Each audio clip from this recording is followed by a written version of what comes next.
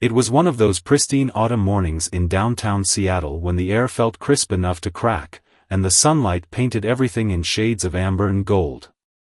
Marcus Reynolds stood at the floor-to-ceiling window of his corner office on the 47th floor of Reynolds Tech Solutions, absent-mindedly adjusting his Patek Philippe watch.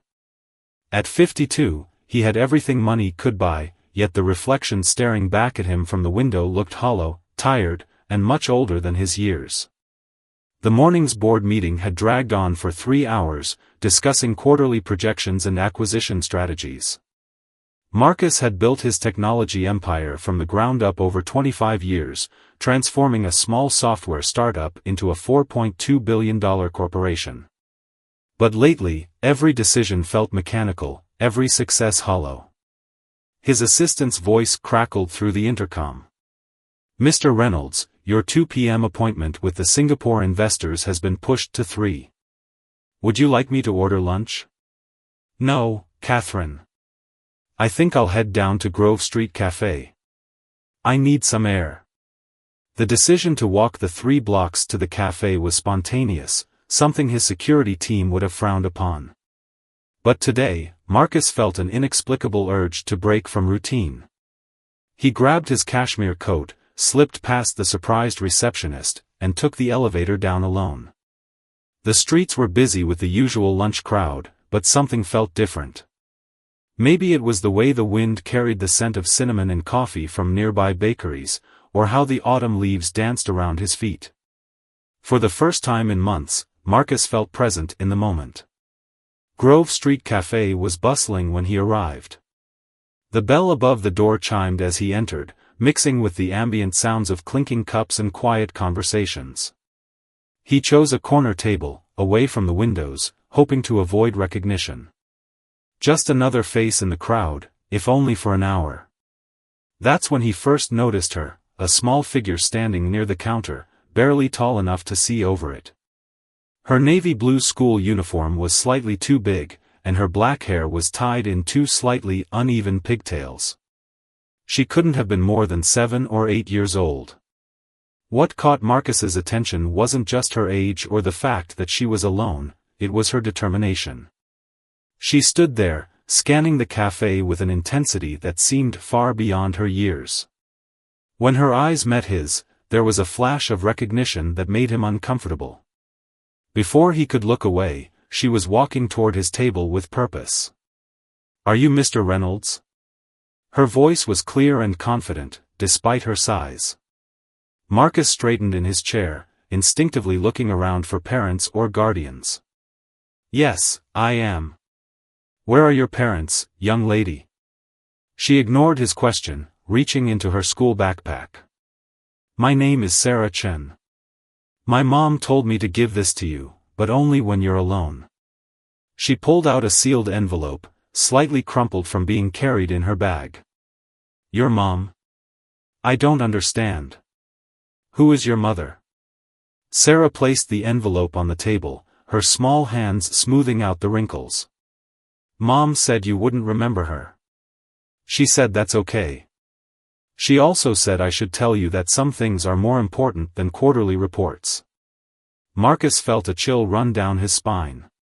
Those words, they triggered something in his memory, but he couldn't quite place it. He reached for the envelope, but Sarah pulled it back slightly. "Mom said I have to make sure you promise to read it alone." "Really alone? Not with your assistant or your lawyers or anyone else? Do you promise?" There was something in her eyes, a mixture of hope and fear that made Marcus's throat tight. "I promise," he found himself saying, though he couldn't understand why he was making promises to a child he'd never met. Sarah nodded solemnly and handed him the envelope. It was heavier than it looked, sealed with clear tape over the flap. His name was written on the front in neat, feminine handwriting. "Mom said you might try to give me your card or ask for her number," Sarah continued, "but she said I should just leave after giving you the letter. She said everything you need to know is inside." She adjusted her backpack straps and gave him a small smile. "I hope you keep your promise, Mr. Reynolds. Mom said you used to be someone who always kept his promises." Before Marcus could respond, Sarah turned and walked away, her pigtails bouncing with each step. He watched as she approached an elderly woman waiting by the door, presumably a grandmother or caretaker, and took her hand. They disappeared into the lunch crowd outside, leaving Marcus alone with the mysterious envelope. He turned it over in his hands, studying the handwriting, trying to place it in his memory. The cafe seemed to fade away around him as he focused on this unexpected delivery. His phone buzzed, probably Catherine wondering where he was, but for the first time in years, he didn't immediately reach for it. The weight of the envelope suggested more than just a letter inside. His trained business instincts told him to have it screened, to call security, to follow proper protocols. But something else, something he thought he'd lost long ago, made him want to keep his promise to this strange, serious little girl. He carefully opened the envelope, making sure no one around him could see its contents. Inside was a thick bundle of papers and a smaller, personal letter paper-clipped to the front. The first words made his coffee-warmed hands turn cold. "Dear Marcus, you won't remember me, but 15 years ago, you said something that changed my life. You said innovation without compassion is just expensive garbage. I'm writing to you because I need to know if you still believe that." Marcus's hand trembled slightly as he folded the letter back up, suddenly aware of how public this space was. The bundle of papers behind the letter looked like technical specifications, medical data, and what appeared to be patent applications.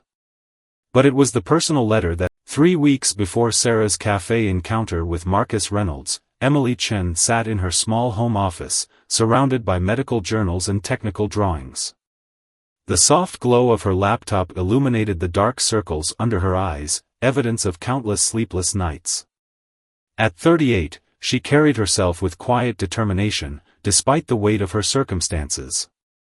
The clock on her desk showed 3:47 a.m., but sleep wasn't an option. Not when she could feel time slipping through her fingers like sand. She glanced at the framed photo beside her computer, Sarah's first day of school, both of them smiling, before the diagnosis changed everything. Emily touched the tender spot behind her ear where the tumor had first appeared, a habit she developed since learning she had 18 months left, at best. "Mommy?" Sarah's small voice startled her. "You promised to sleep tonight." Emily quickly minimized the medical imaging scans on her screen. "Hey, sweetheart. I'm sorry, I just needed to finish something important." Sarah padded across the room in her astronaut pajamas, climbing onto her mother's lap. "Is it about your special invention? The one that helps sick people?" Emily hugged her daughter close, breathing in the sweet scent of strawberry shampoo. The neural interface device she developed could revolutionize brain tumor treatment, allowing for precise, targeted therapy without invasive surgery.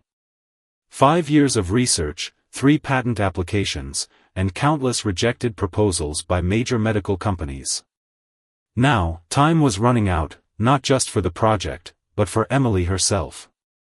"Yes, baby. But you should be sleeping. Tomorrow's a school day." "I had the dream again," Sarah whispered. "The one where you go away like Daddy did." Emily's heart clenched. Sarah had been just 3 when her father's heart attack took him suddenly, leaving them alone. Now, at 7, she was far too perceptive about her mother's declining health. "Come on," Emily said, standing with Sarah in her arms, though the effort made her dizzy.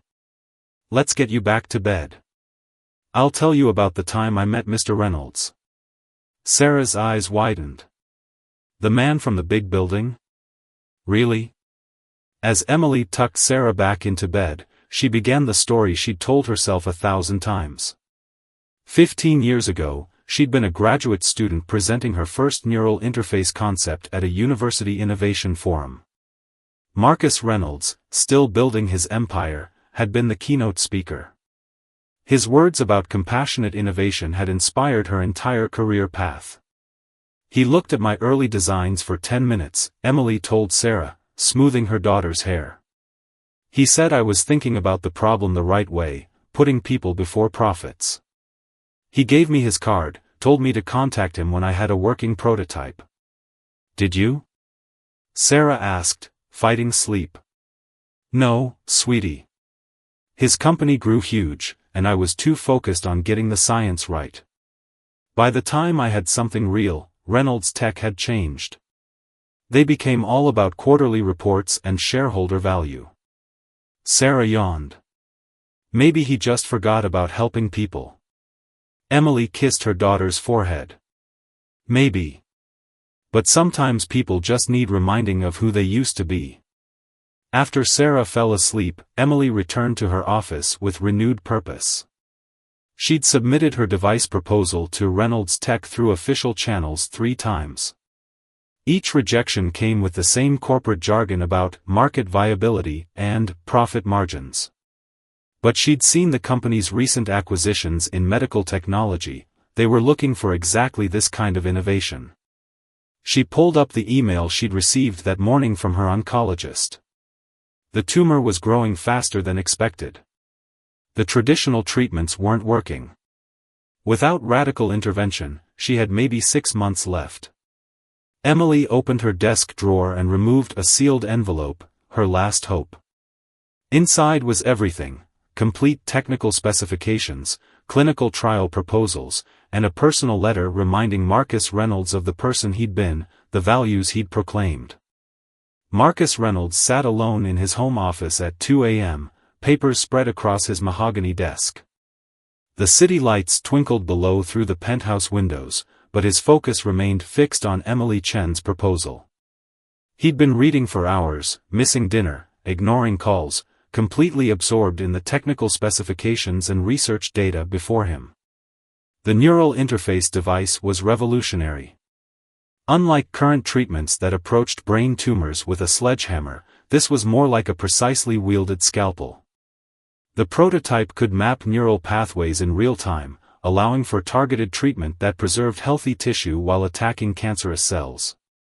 But what truly caught his attention was the cost projection. Emily had designed it to be affordable, sacrificing profit margins for accessibility. His phone buzzed again. Catherine, his assistant, probably wondering about his sudden disappearance after the cafe incident. He'd cancelled all appointments, claiming a family emergency.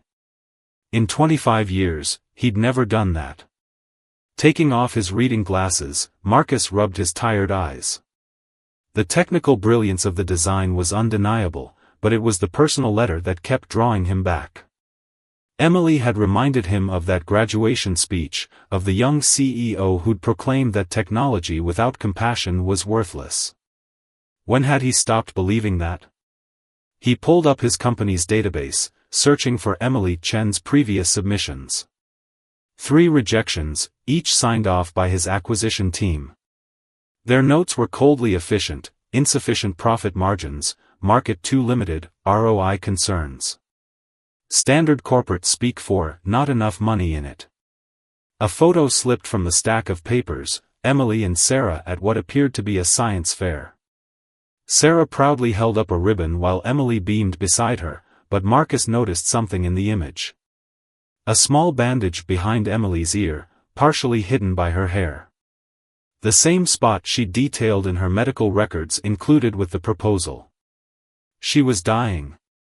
The woman who'd created this breakthrough was running out of time to benefit from her own invention.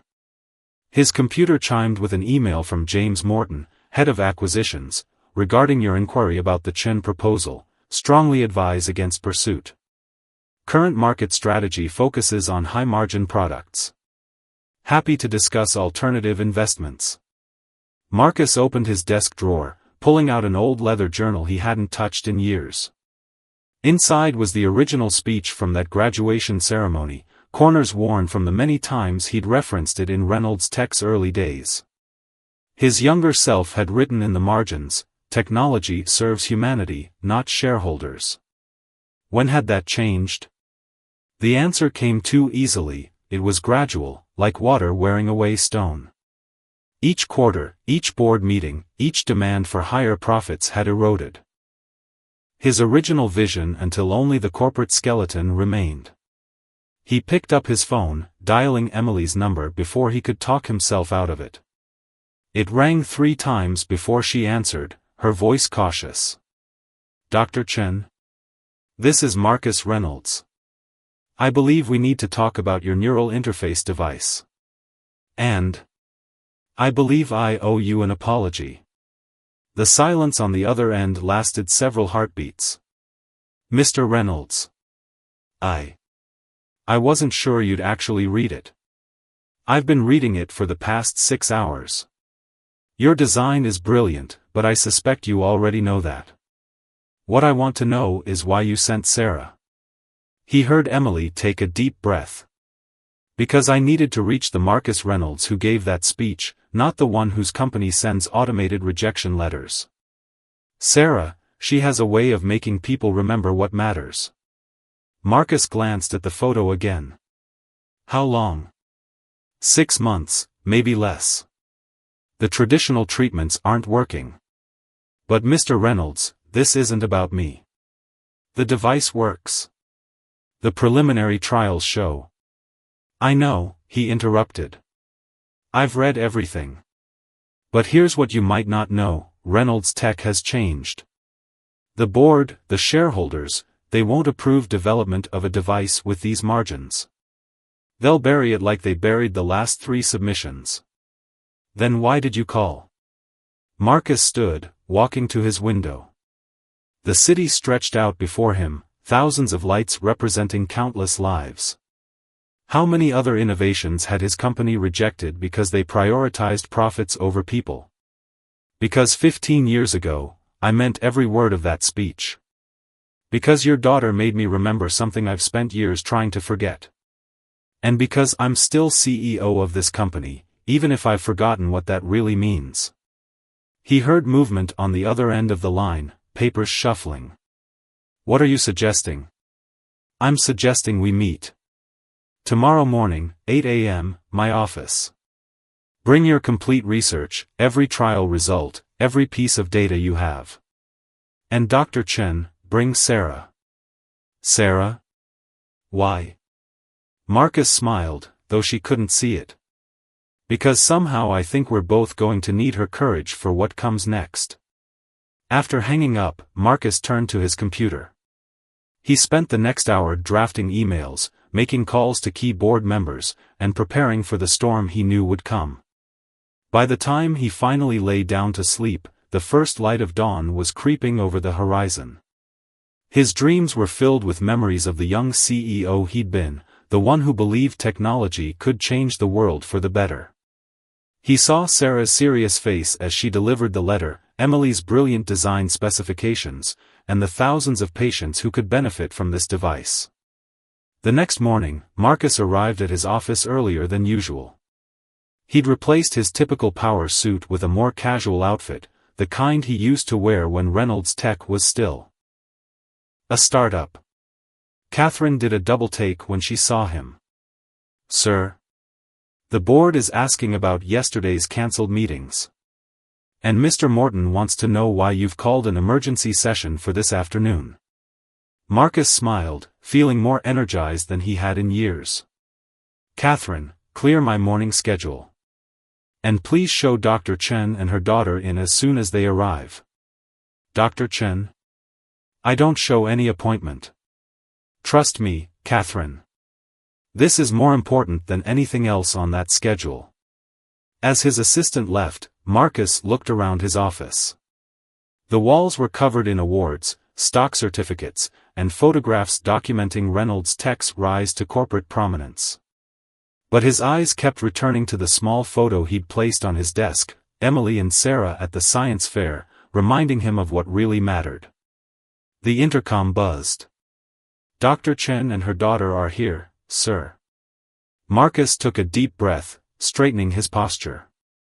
He was about to go to war with his own board of directors, risk his position, and potentially upset years of corporate strategy. And somehow, he'd never felt more certain about anything in his life. "Send them in, Catherine. And hold all calls. This morning, we're going to remind Reynolds Tech what innovation really means." As the door opened and Sarah's small figure appeared, followed by her mother, Marcus Reynolds felt the last pieces of his corporate armor fall away. It was time to become the person he'd once been, the one who believed that technology without compassion was just expensive garbage. The truth behind the note wasn't just in Emily's brilliant design or her desperate situation. It was in the reminder that sometimes it takes a child's simple honesty to show us who we've become, and more importantly, who we need to be again. The conference room on the 47th floor buzzed with tension as Marcus stood before the emergency board meeting. Behind him, projected on the massive screen, was Emily's neural interface design. 12 pairs of eyes stared at him with varying degrees of skepticism and concern. "Let me be clear," Marcus began, his voice steady. "We're not here to debate whether we're pursuing this project. We're here to discuss how we're going to make it happen." James Morton, head of acquisitions, leaned forward. "With all due respect, Marcus, this isn't how we make decisions." The proposal was reviewed and rejected 3 times. "The margins alone." "Show them," Marcus interrupted, nodding to Emily, who sat quietly at the far end of the table with Sarah drawing in a notebook beside her. Emily stood, her professional demeanor masking her fatigue. She pulled up the simulation data, and the room fell silent as they watched the neural interface device work its magic in the virtual model. Cancerous cells targeted with unprecedented precision, healthy tissue preserved, real-time neural mapping guiding the treatment. "This isn't just another medical device," Emily explained. "This is a paradigm shift in cancer treatment. Yes, the initial profit margins are lower than your typical products, but consider the market size, the licensing potential, the lives we could save," Marcus cut in. "Or is that not part of our metrics anymore?" Sarah looked up from her drawing, her eyes moving between the adults in the room. She tugged at her mother's sleeve, whispering something that made Emily smile despite the tension. "What did she say?" Marcus asked, genuinely curious. Emily hesitated, then smiled. "She said the grown-ups look scared of helping people." The comment hung in the air, its childish simplicity cutting through layers of corporate complexity. Marcus watched as several board members shifted uncomfortably in their seats. Dr. Chen, Victoria Reeves, the CFO, spoke up.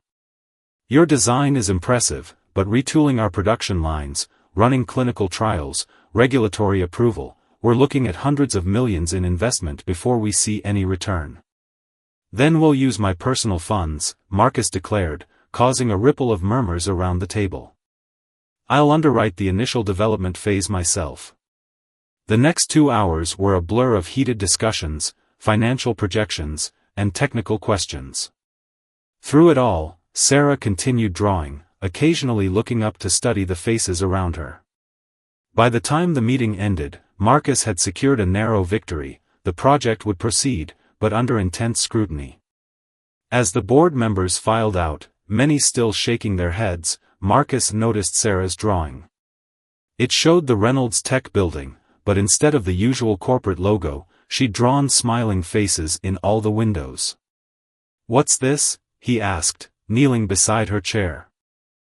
"It's your building when it remembers to be happy," Sarah explained, as if it were the most obvious thing in the world. Over the next few weeks, the project took shape. Emily's team was given a dedicated lab in the building's research wing. Despite her declining health, she worked tirelessly, her determination inspiring everyone around her. Sarah became a regular presence in the building, her after-school hours spent doing homework in various offices while her mother worked. The corporate culture began to shift, subtly at first, then more noticeably. Other researchers started bringing their innovations directly to Marcus, ideas that had been rejected for similar reasons as Emily's. He created a new division focused specifically on high-impact, lower-margin medical technologies. 1 month into the project, Emily collapsed in the lab. Marcus was in a meeting when Sarah burst into his office, tears streaming down her face. "Mom fell down," she sobbed. "She won't wake up." The next few days were crucial. Emily was stabilized, but her condition had deteriorated faster than expected. Marcus sat in the hospital waiting room with Sarah, who clutched her ever-present sketchbook. "Mr. Reynolds," she asked, her voice small. "Can I show you something?" She opened her sketchbook to reveal dozens of drawings, all of people in hospital beds, but with Emily's device helping them. "Mom says drawing helps when you're scared. I drew all the people we're going to help." Marcus felt his throat tighten. "We will help them, Sarah. I promise." That evening, he made calls to every medical research contact he had. Within days, a team of specialists was reviewing Emily's case. The neural interface device, still in development, became their primary focus. The media caught wind of the story, the brilliant inventor racing against time to develop a treatment that could save her own life. Reynolds' tech stock took a hit when the project's budget was made public, but something unexpected happened. Letters and emails poured in from people whose lives had been touched by similar situations. The human element of the story resonated far beyond the financial pages. 3 months into development, Emily was well enough to return to work part-time. The prototype was progressing faster than anyone had expected, driven by a team that had become personally invested in its success. Sarah had become something of a mascot for the project, her drawings decorating the lab walls, reminding everyone why they were pushing so hard. Marcus found himself spending more time in the lab than his office. He watched as Emily worked, her hands sometimes shaking but her mind still sharp as ever. Sarah would often sit next to him, explaining her latest drawings or asking questions about how the device worked. One evening, as they watched Emily through the lab window, Sarah asked, "Are you still scared like the other grown-ups?" Marcus considered the question carefully. "No, I'm not scared anymore. Your mom taught me something important." "What?" "That sometimes the best decisions look scary at first, but they're the right ones anyway." The project's influence spread beyond Reynolds Tech. Other companies began reconsidering their approach to medical innovation. Marcus was invited to speak at conferences, not about profit margins, but about corporate responsibility and the human side of technology. Sarah's drawings became part of the company's new marketing campaign, Innovation with Heart. Her childish artwork, showing the human impact of medical technology, connected with people in a way that slick corporate presentations never had. 6 months into the project, Emily underwent the first human trial of the device. The medical team had fast-tracked development, working within regulatory frameworks while pushing the boundaries of what was possible. Sarah sat between Marcus and Clara, her grandmother, during the procedure, clutching her sketchbook like a lifeline. When Emily emerged from recovery, groggy but stable, the first thing she saw was Sarah's newest drawing, the Reynolds Tech building with a giant heart on top, surrounded by people holding hands. The ripples of change continued to spread. Reynolds Tech stock, after its initial drop, began to climb as investors recognized the value of their new direction. Other companies followed suit, launching their own humanitarian technology initiatives.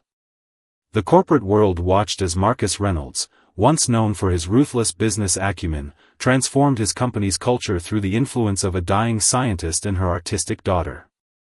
Sarah's presence in the building became a reminder of what they were working for. Employees found themselves stopping to look at her latest drawings, posted in the hallways and break rooms.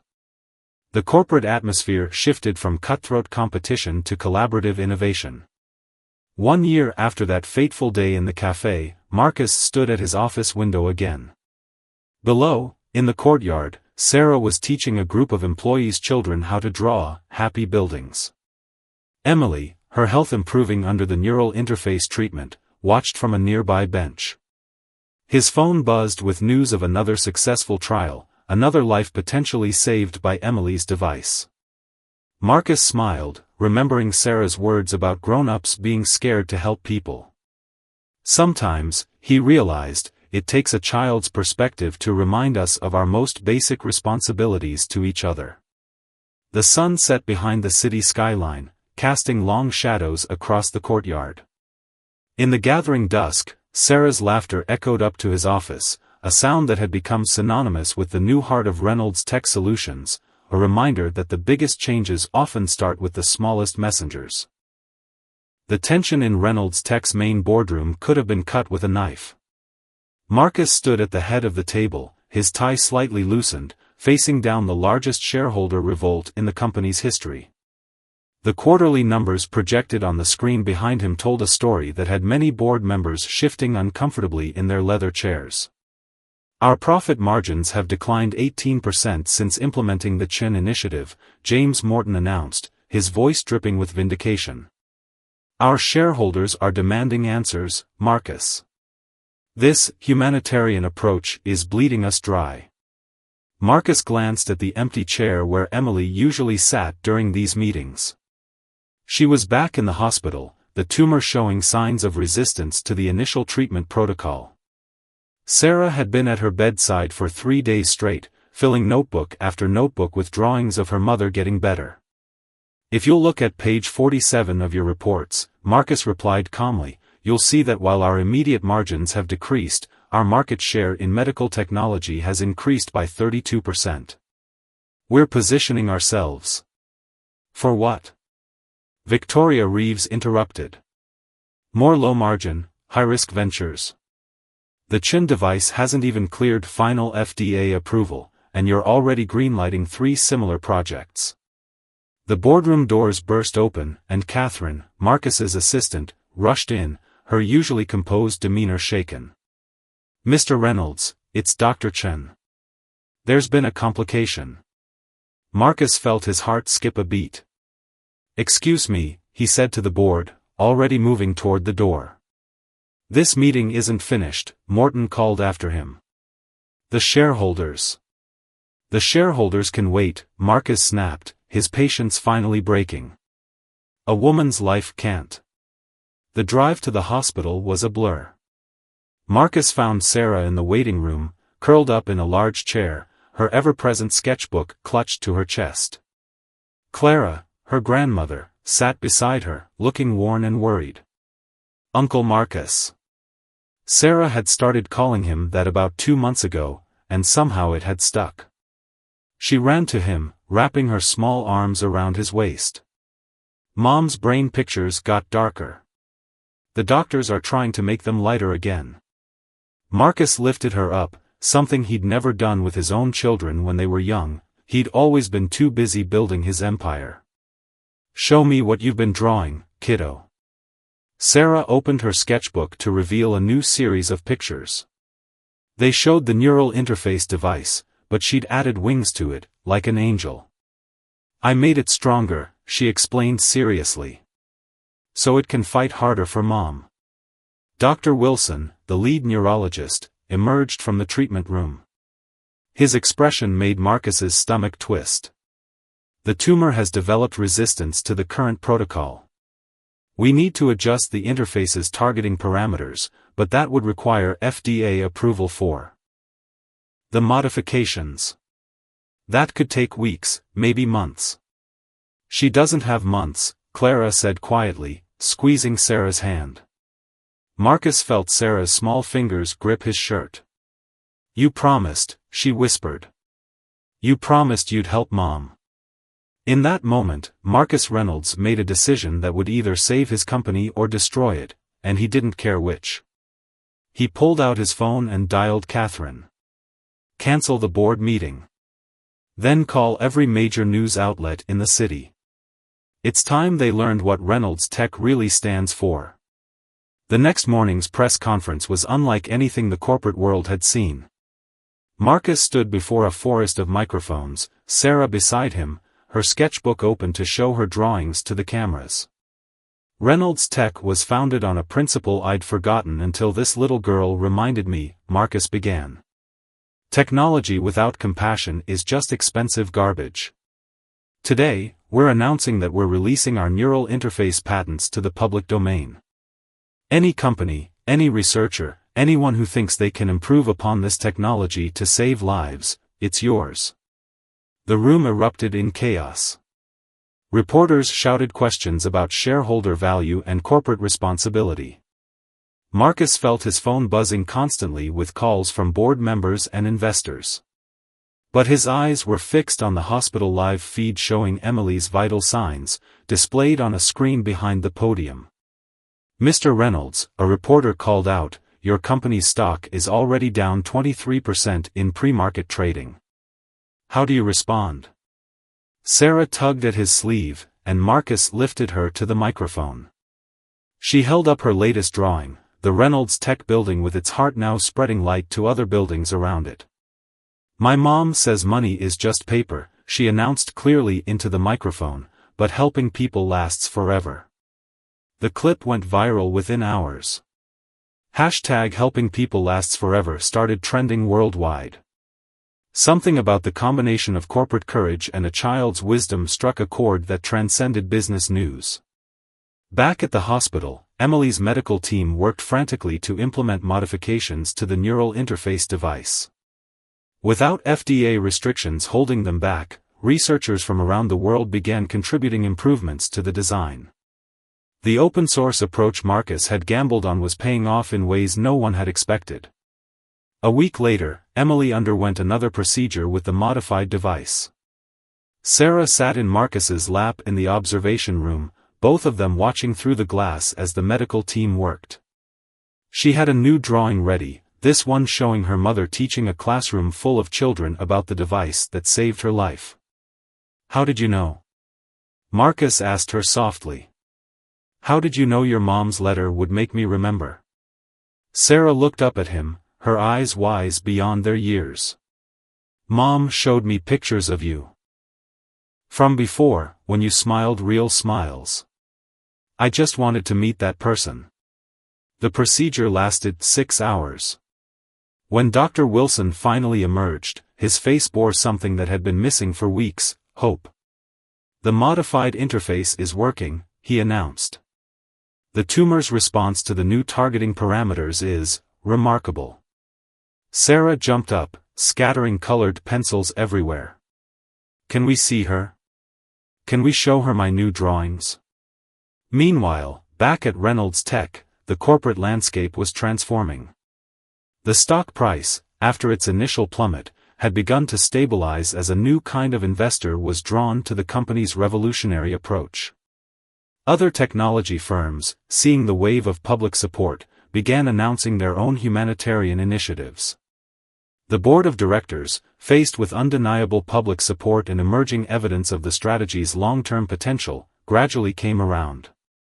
Even James Morton, the staunchest critic, had to admit that the publicity value alone was worth millions in traditional marketing costs. 2 weeks later, Emily was strong enough to return to the lab.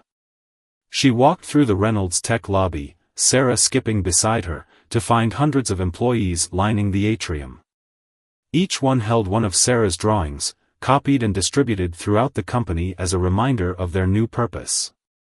Marcus met them at the elevator, his tie completely missing now, a change that had become permanent since the press conference. "Ready to change the world?" he asked Emily. She smiled, touching the small bandage where the interface had done its work. "I think we already did. But there's more work to be done." Sarah took both their hands, swinging between them as they walked toward the research wing. "Can I draw the next invention?" she asked. "I have ideas." Marcus laughed, a real laugh, the kind that had been missing from Reynolds Tech's halls for too long. "Kiddo, I think you've earned the right to draw whatever future you want for us." The breaking point had passed, and the breakthrough wasn't just in medical technology, it was in remembering what technology was meant for in the first place. As Sarah's drawings continued to fill the halls of Reynolds Tech, they served as constant reminders that sometimes the biggest innovations come not from corporate strategies or market analyses, but from remembering to see the world through the eyes of a child who still believes in the simple power of helping others. Copy retry. 5 years after Sarah delivered that fateful letter, the Reynolds Tech lobby had transformed. Gone were the stark, corporate aesthetics, replaced by a wall of frames, thousands of them, each containing a letter, a photograph, or a drawing. At the center was Sarah's original sketch of the building with the heart on top, now the company's official logo. Marcus stood before the wall, straightening his favorite casual blazer. Suits had become optional at Reynolds Tech years ago. He was reading one of the newest editions, a letter from a teenager in Boston who'd received treatment with the 4th generation of the neural interface device. "Still starting your mornings here?" Emily's voice came from behind him. She looked healthy, vibrant, the small scar behind her ear the only visible reminder of her battle.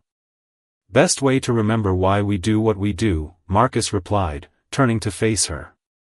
At 12, Sarah stood beside her mother, no longer the tiny messenger but now a budding scientist herself, her sketchbook replaced by a tablet filled with her own technical drawings. "Mom, we're going to be late for the conference," Sarah reminded them. "And you promised to let me present the pediatric adaptation proposal." The Global Medical Innovation Conference, once dominated by pharmaceutical giants and profit projections, had become something very different. Today, it was being held in Reynolds Tech's newly completed Innovation Center, a building designed from Sarah's drawings, with wide windows, collaborative spaces, and walls filled with art from patients around the world. As they walked to the conference hall, Marcus reflected on the changes the past 5 years had brought. Reynolds Tech stock had not only recovered but soared as their new approach attracted long-term investors interested in sustainable innovation. The open-source release of the neural interface patents had sparked a revolution in medical technology development. Companies that had once been competitors now collaborated regularly, sharing research and resources. The conference hall was packed when they arrived. Sarah made her way to the stage with the confidence of someone who'd grown up in boardrooms and laboratories. Her presentation slides included her childhood drawings alongside the technical specifications they'd inspired. "5 years ago," she began, her voice clear and strong, "I delivered a letter that my mom wrote. Today, I'm here to deliver something else, hope for kids just like I was, watching their parents fight battles they shouldn't have to fight alone." Marcus felt Emily squeeze his hand as their daughter presented her proposal for adapting the neural interface technology for pediatric patients. The design incorporated elements from her childhood drawings, making the device less intimidating, more accessible to young patients. During the Q&A session, a reporter raised his hand. "Miss Chen, your mother's story inspired a corporate revolution. What do you hope your adaptation will inspire?" Sarah smiled, looking so much like Emily had at the first board meeting. "I hope it inspires adults to listen to children more often. We see solutions where others see problems because we haven't learned to make things complicated yet." The audience laughed, but Marcus noticed several CEOs in the crowd taking notes. Sarah's simple wisdom had a way of cutting through corporate complexity, just as it had 5 years ago. After the conference, they gathered in Marcus's office, now a casual space with comfortable chairs and walls covered in Sarah's evolving artwork, from childish drawings to technical sketches. Emily was reviewing the latest global impact reports of the neural interface program. Over 100,000 successful treatments, she read, still sounding amazed. And the open-source development has led to 15 major improvements from researchers around the world. And the best part, Sarah added, pulling up data on her tablet, is that the average treatment cost has decreased by 67% since we started. Remember when the board thought low margins would kill the company? Marcus chuckled. Speaking of the board, you'll never guess who called this morning. James Morton. Emily raised an eyebrow. Our biggest critic? What did he want? To apologize. He's starting a foundation to fund medical research for rare diseases. Asked if we'd consider a partnership. Sarah looked up from her tablet. Did you tell him about my new project? I thought you might want to tell him yourself. He's coming by next week. The next day, Marcus had another morning ritual to complete. He made his way to the company's new research wing, where a special lab had been set up. Inside, young inventors from around the world worked on their own innovations, their walls covered with drawings and diagrams. The CHIN initiative, as it was called, provided resources and mentorship to promising medical technology developers, regardless of their age or academic credentials. A young girl, no older than Sarah had been when this all began, was presenting her idea for a non-invasive diabetes monitoring system. Her drawings, while childish, showed remarkable insight into the patient experience. Some of the engineers said it's too simple to work, she told Marcus, her voice wavering but determined. But Sarah Chen told me that simple ideas sometimes work best. Marcus sat down beside her, remembering another young girl with a simple idea that changed everything. "Tell me more," he said, pulling out a notebook. He'd learned the value of taking notes from young innovators. That evening, the local children's hospital was holding a special art therapy session. Sarah had started the program 3 years ago, encouraging young patients to draw their ideas for making medical treatments less scary. The walls were covered with their artwork, and several Reynolds Tech engineers regularly volunteered to help turn these drawings into real solutions. "Uncle Marcus," Sarah called, waving him over to a small boy who was drawing what looked like a friendly robot. "Tommy has an idea for making MRI machines less frightening." As Marcus listened to Tommy's explanation, he caught sight of Emily across the room, helping another child with their drawing. The scene brought him back to that day in the cafe, when a little girl with uneven pigtails had changed the course of his life with a simple envelope. Later that night, in his office, Marcus added his own contribution to the wall of frames, a copy of the original speech about compassionate innovation, with a new note attached. "Sometimes it takes a child's courage to remind us of who we're meant to be. The legacy of a letter isn't in the words it contains, but in the changes it inspires." "Thank you, Sarah, for delivering more than just a message. You delivered us back to our purpose." The city lights twinkled below as Sarah and Emily joined him, looking at the wall of memories. Sarah's newest technical drawing lay on his desk, a design for making medical technology more accessible in developing countries. Beside it was one of her original drawings from 5 years ago, the building with smiling faces in every window. "You know," Sarah said, looking between the two drawings, "some people still think I was too young to understand what I was doing that day in the cafe." Emily hugged her daughter. "You understood the most important thing, that helping people matters more than anything else." Marcus looked at his company's transformed skyline, where the heart logo now glowed against the night sky. "The best innovations," he said, "come from the hearts that haven't forgotten how to hope." Sarah pulled out her tablet, showing them her latest project, a global network of young medical innovators, all sharing ideas and drawings, all believing they could change the world. And thanks to a letter delivered by a 7-year-old girl, they now had proof that they could. The legacy of that letter continued to grow, one innovation, one life, one drawing at a time, proving that sometimes the biggest changes start with the smallest messengers, and that wisdom can come from the most unexpected sources. As Reynolds Tech moved into the future, it carried with it the lesson learned from a child's courage, that technology without compassion is just expensive garbage, but technology with heart can change the world.